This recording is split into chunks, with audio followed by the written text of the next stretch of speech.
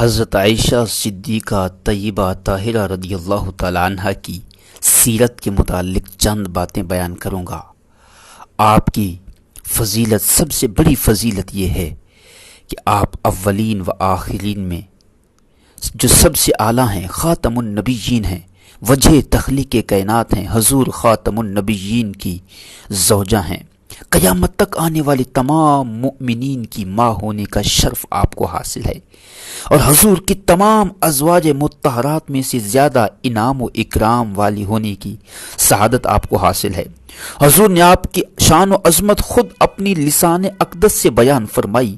حضرت عائشہ صدیقہ رضی اللہ تعالی عنہ صورت میں، سیرت میں، عمل میں، علم میں، فصاحت میں، بلاغت میں، فطانت میں، عقل میں، اور حضور کی محبوبیت اور دیگر ہزارہ صفات کی آپ رضی اللہ تعالی عنہ جامع ہیں۔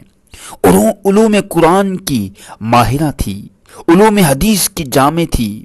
آپ کے فضائل ریت زروں اور آسمان کے تاروں کی طرح بے شمار ان گنت ہیں، اور آپ کی عفت پاک دامنی کی گواہی خود رب تعالیٰ نے قرآن مجید فرقان حمید کی سورہ نور میں دی۔ حضور کا وصال جب ہوا تو حضرت عائشہ صدیقہ کے سینے پر ہوا۔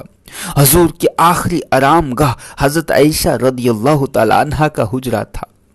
خود صدیقہ ہیں آپ، اور افضل الخلق بعد الرسل والانبیاء حضرت ابو بکر صدیق کی صاحبزادی ہیں۔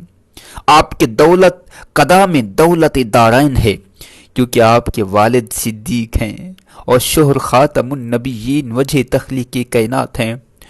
اور آج گنبد خضرا جہاں بنا ہے وہ بھی حضرت عائشہ صدیقہ کے حجرے پر بنا ہوا ہے۔